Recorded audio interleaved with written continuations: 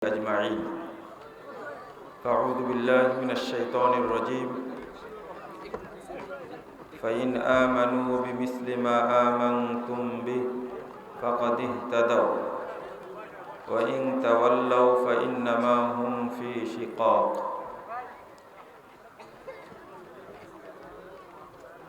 وقال صلى الله عليه وسلم: خير الناس قرني ثم الذين يلونهم ثم الذين يلونهم. রওয়াহুল বুখারী। সম্মানিত ভাই ও বোনেরা, আল্লাহ রাব্বুল আলামিনের প্রশংসা এবং মুহাম্মদ সাল্লাল্লাহু আলাইহি ওয়াসাল্লামের উপর দরুদ পাঠের পর আপনাদের উপস্থিতির জন্য কৃতজ্ঞতা প্রকাশ করছি। আল্লাহর কাছে দোয়া করছি রব্বুল আলামিন যেন এই ঐতিহ্যবাহী ঐতিহাসিক প্রোগ্রামকে কবুল করে নেন, আমিন। যারা আয়োজন করেছেন এবং আমরা যারা অংশগ্রহণ করেছি, রব্বুল আলামিন যেন আমাদের সকলকে ক্ষমা করে দেন। আল্লাহ যেন আমাদেরকে জান্নাতুল ফেরদাউসের মেহমান হিসাবে কবুল করে নেন, আমিন।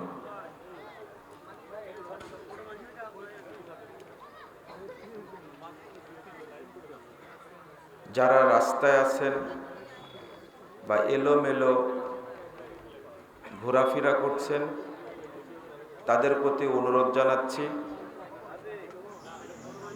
আজকের এই প্যান্ডেলে অবস্থান করে সংক্ষিপ্ত দিনের কিছু কথা শোনার জন্য বিনীত আহ্বান জানাচ্ছি। আমার বক্তব্য উপস্থাপন করার জন্য আপনাদের সবার সহযোগিতা কামনা করছি। আপনারা অবশ্যই বুঝছেন যে ইতিমধ্যেই রাত হয়ে গেছে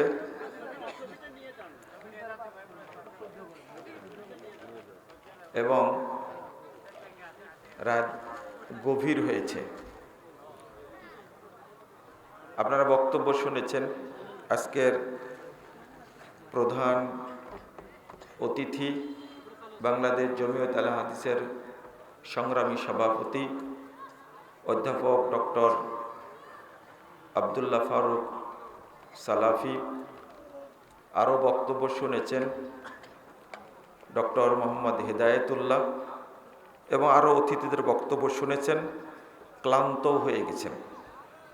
আমি আপনাদের অনুরোধ জানাবো, আমাকে দুটি কথা বলার সুযোগ দেবেন ইনশাআল্লাহ।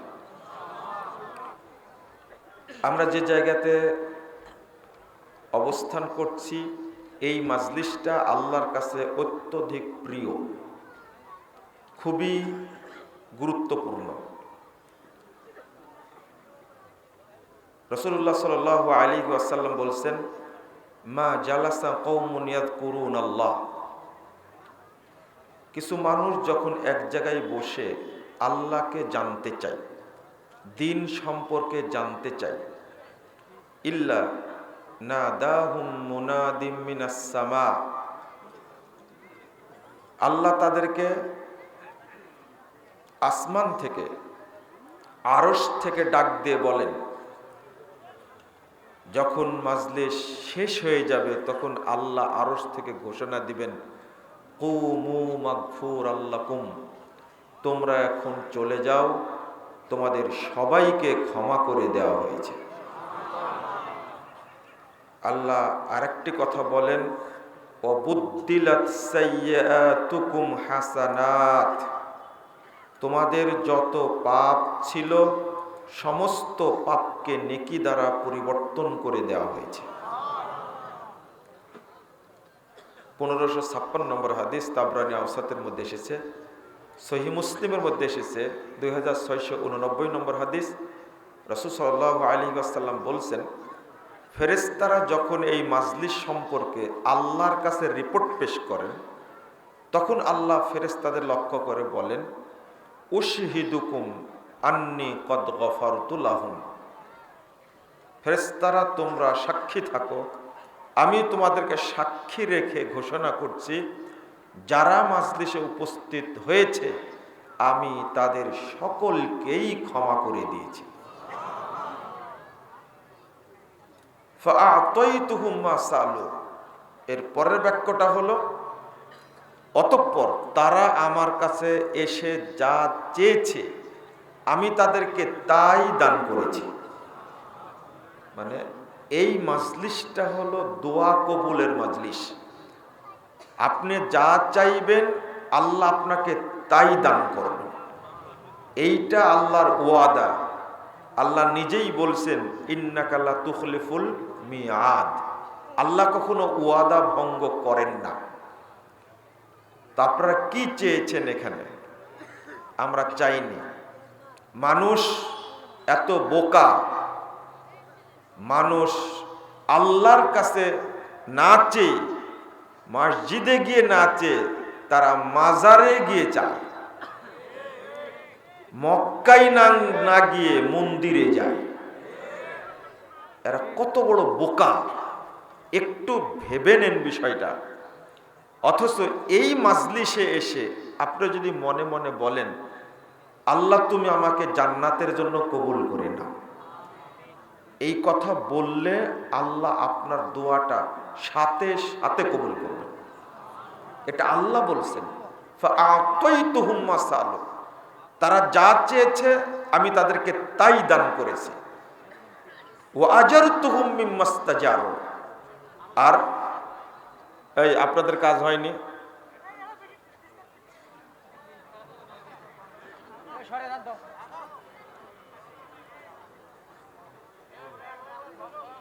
আল্লাহ আরেকটা কথা বলছেন ওয়া আজারতুহুম মিম্মাস্তাজারু, তারা এখানে এসে যে কষ্ট পেয়েছে, সময় দিয়েছে, এর বিনিময়ে আমরা তাদেরকে পূর্ণ নেকি দান করেছি।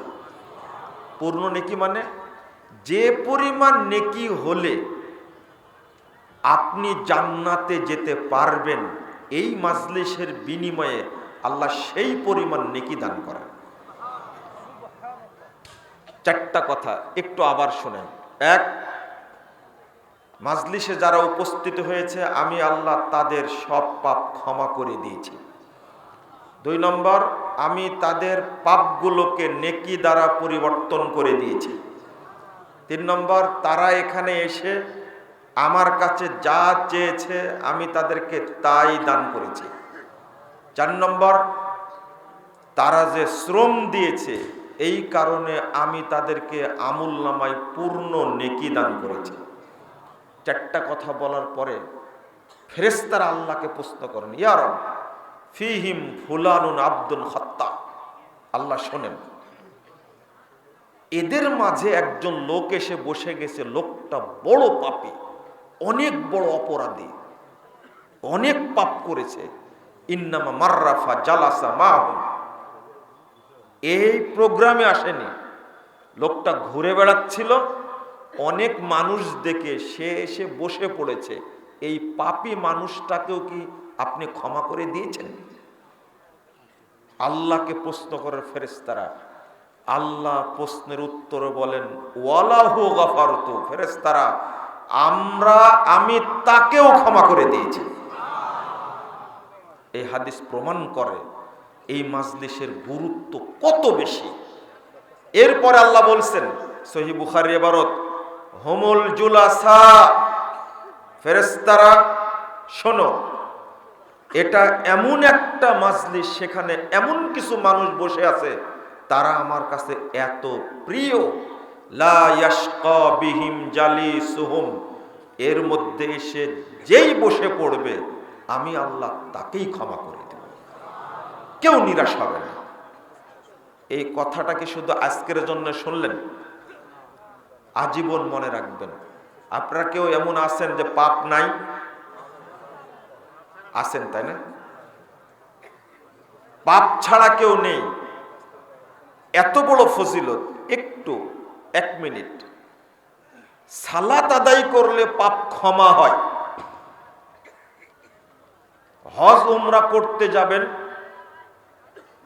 আল্লাহ রাব্বুল আলামিন আপনার পাপ ক্ষমা করে দিবেন, কিন্তু পাপগুলো নেকি হয়ে যাবে এরকম করে এবারত আমাদের জানা নাই।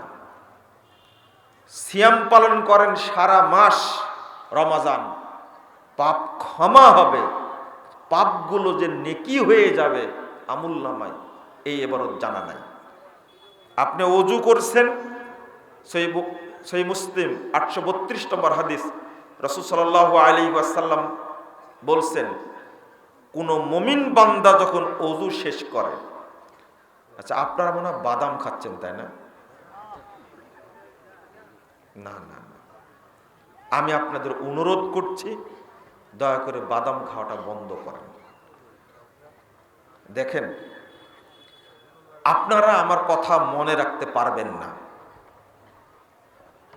কারণ আমাদের পড়াই কাজ, পড়ানোই কাজ, বলাই কাজ। সারাক্ষণ পড়ি, এরপরেও ভুলে যাই। আর আপনারা একদিন শুনে মুখস্থ রাখতে পারবেন, এটা শয়তানও বিশ্বাস করবে না। বাদাম খাওয়ার কিছু সমীকরণ আছে। বাদামটা ধরে ঠিক মতো চাপ না দিলে ফাটে না, এটা কি জানেন আপনি? তাহলে মাথাটা ওই জায়গায় আছে আপনার, এরপরে খুব চাপ দিয়েও ফাটে না, তখন দাঁত দিয়ে কামড় দেন, তাই না? এরপরে এই 3-4টা 2টা বিসি আছে, এই বিসিটা যেন পড়ে না যায় খেয়াল রাখতে হবে আপনাকে, তাই না? এরপরে বিসির উপরে কি আছে? পাতলা চোষা আছে না, ওইটা ডলা দিয়ে আপনি কি করবেন? কেউ ফু দিয়ে ফেলে দেয়, এমনি ফেলে দেয়। এরপরে মুখে যখন দিবেন, তাকাছেন আমার দিকে, তাই না? যদি অন্যদিকে পড়ে যায়, আপনি চিন্তা করেছেন ইবলিস আপনাকে কোন কাজে ব্যস্ত রাখছে? করবেন আমাকে। আমি আপনাকে যে হাদিসটা শোনাচ্ছিলাম এখনই, আপনি তো বুঝবেনই না। এই যে ভাইদের বসার মনে জায়গা নাই, তাই না? আমি যে হাদিসটা বললাম, হাদিসটা কি মনে আছে আপনাদের?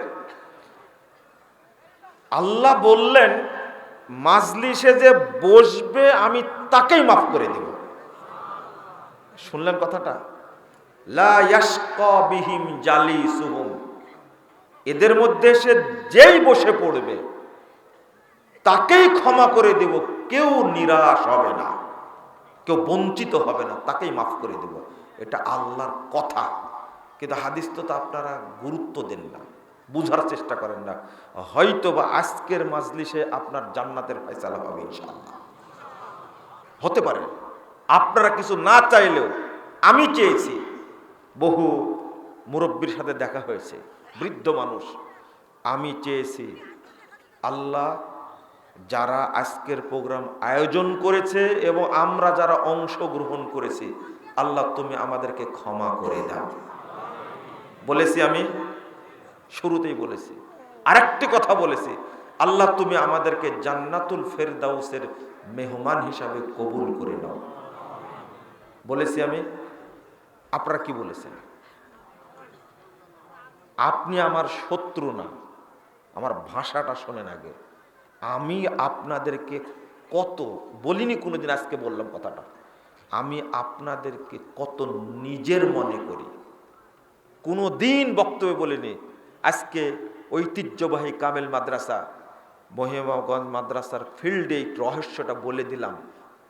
কোনোদিন বলিনি, আজকে বললাম। আমি প্রথম দোয়া করি, আল্লাহ যারা আয়োজন করেছে, আমরা যারা এসেছি, আমার শত্রু থাকতে পারে, কিন্তু বলি আল্লাহ তুমি আমাদেরকে মাফ করে দাও। এর অর্থটা কি জানেন? আমাদের আমুল নামায় যত পাপ আছে, তুমি আজকের ওসিলায় পাপগুলো ক্ষমা করে দাও। এটা আমার অন্তরের কথা। 2 নম্বর, ক্ষমা হলে জান্নাত পাবো। এই জন্য আল্লাহকে বলে, আল্লাহ তুমি আমাদের সকলকে জান্নাতুল ফেরদাউসের মেহমান হিসাবে কবুল করে নাও। যারা উপস্থিত হয়েছেন তাদের জন্য দোয়া। সে তো আমার শত্রু হতে পারে, তাই না? আমি আপনাদের শত্রু মনে করি না। আপনি আমার গীবত করতে পারেন, হিংসা করতে পারেন, গালি দিতে পারেন, খারাপ মনে করতে পারেন, কিন্তু আমি আজকে যে ভাষায় দোয়া করছি এর অর্থ হলো আল্লাহ যেন আমাদের সবাইকে জান্নাতুল ফেরদাউসে রাখে। আমার মানে এই যে বড় অন্তর আপনাদের জন্য, সেটা আপনাদের নাই। আল্লাহ আমাকে মাফ করুক যেন। আমি যে কথাটা বলছিলাম, অন্যান্য ইবাদত করেন, পাপ ক্ষমা হয়, কিন্তু পাপগুলো কি নেকি হয়? কিন্তু যে জায়গায় এসেছেন, রাসূল সাল্লাল্লাহু আলাইহি সাল্লাম বলছেন, সহিহ মুসলিমের হাদিস, যখন কোনো মুমিন ওযু শেষ করে, যখন কোনো মুমিন ওযু শেষ করে, তখন তার অবস্থা সম্পর্কে আল্লাহ রাসূল বলছেন, ইনসারাফা মিন খাতিআতিহি কাহাইআতি ওয়ালাদাত উম্মুহ। ওযু শেষ করার মতোই পাপ থেকে পবিত্র হয়ে ওই দিনটির মতো হয়ে যায় যেই দিন তার মা তাকে জন্ম দিয়েছিল। কিন্তু পাপগুলো কি নেকি হলো? পাপ ক্ষমা হলো। কিন্তু এমন দয়া আল্লাহর, এই মাজলিসে আসলে আল্লাহ নিজে বলছেন, আমি পাপ ক্ষমাও করে দিই, সমস্ত পাপকে আমি নেকি দ্বারা পরিবর্তন করে দিই। এই ধরনের মাজলিসে আসলে আপনি শান্তভাবে বসবেন, বসে আল্লাহর কাছে দোয়া করবেন, চাইবেন, আল্লাহ কবুল করবেন ইনশাআল্লাহ। আমি যে বিষয়টি বলতে চেয়েছিলাম, শেষে একটা নসিহত করছে বক্তব্য শুরুর আগে, সেটা হলো, আপনি যখন উঠে যাবেন মাজলিস থেকে, তখন বলবেন, দাঁড়ানোর আগেই বলবেন। যদি আপনার দরকার হয় আগে চলে যাবেন, দাঁড়ানোর আগেই বলবেন। হাদিস আসছে, মান ক্বালা ক্বাবলা ইয়াকুমা, যে ব্যক্তি মাজলিস থেকে দাঁড়ানোর আগেই বলবে এটা, সুবহানাকাল্লাহুম্মা ওয়া বিহামদিক আশহাদু আল্লা ইলাহা ইল্লা আনতা আস্তাগফিরুকা ওয়া আতুবু ইলাইকা, যত দোয়া চাওয়া হয়েছে, যত নেকির কাজ হয়েছে, যত কাজ হয়েছে, রাসূল সাল্লাল্লাহু আলাইহি ওয়াসাল্লাম বলছেন, কুতিবা ফি রিক ওয়া তুবিয়া বি তাওবা, সমস্ত ফজিলত নেকিগুলোকে মসৃণ ফলকে লিপিবদ্ধ করা হবে। অন্য হাদিসে আসছে, আল্লাহ লিপিবদ্ধ করবেন এবং সেটাকে সিলগালা করবেন, লাম ইউকসার ইলা ইয়াউমিল কিয়ামা, এই নেকি কিয়ামত পর্যন্ত আর নষ্ট হবে না। আপনি যদি শুধু মাজলিস না, রাসূল সাল্লাল্লাহু আলাইহি সাল্লাম সম্পর্কে মা আয়েশা রাদিয়াল্লাহু আনহা বলছেন, মা জালাসা রাসূলুল্লাহ সাল্লাল্লাহু আলাইহি ওয়াসাল্লাম মাজলিসান ওয়ালা সাল্লা সালাতান ওয়ালা তালা কুরআনান ইল্লা ক্বালা সুবহানাকাল্লাহুম্মা বিহামদিকা আশহাদু আল্লা ইলাহা ইল্লা আনতা আস্তাগফিরুকা ওয়া আতুবু ইলাইকা। সালাত আদায় করলে, শেষ করলে আল্লাহ রাসূল, কুরআন তেলাওয়াত শেষ করলে আল্লাহ রাসূল এটা বলতেন, মাজলিস শেষ করলে এটা বলতেন, ওযু শেষ করলেও এটা বলতেন। তাহলে বোঝা গেল যে মাজলিস না, শুধু সালাত শেষ করলেও এই দোয়াটা পড়তে হবে। রহস্য, একদিন সালাতের বিনিময়ে হলেও আল্লাহ তাকে জান্নাত দিতে পারেন।